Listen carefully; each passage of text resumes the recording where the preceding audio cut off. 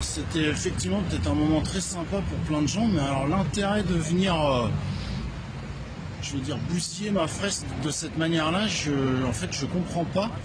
C'est sur les réseaux sociaux que l'artiste Auré a exprimé son incompréhension après la soirée du millénaire.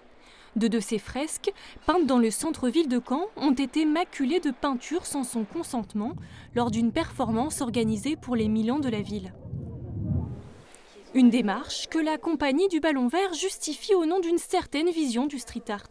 En street art, quand une œuvre est posée illégalement dans l'espace public, elle est plutôt une page blanche, une porte ouverte à l'indiscipline qui invite à réfléchir et à faire de même. C'est exactement ce que souhaitait faire cette séquence, c'est-à-dire rappeler la nécessité qu'à un moment donné, les gens habitent un espace. Mais ça ne leur appartient pas pour autant, c'est la définition de l'espace public, il est à tout le monde.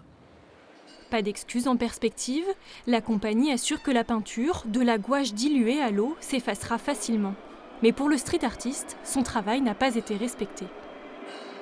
L'éphémère, ça fait partie de ma pratique, je le sais, mais là, que ça soit des gens qui se disent artistes d'une compagnie de théâtre qui viennent vandaliser dans un cadre officiel sans me prévenir, ça n'a rien à voir avec le fait qu'un autre artiste ou quelqu'un dans la rue qui passe et fasse un ajout, la dégrade et tout. Sur la place de la Mare, les fresques tapissent les murs de l'entreprise Inolia depuis 2023. Les organisateurs ont obtenu le droit de les recouvrir pour l'événement. Ils s'engagent à les faire nettoyer. Reste à voir si l'œuvre gardera son aspect originel.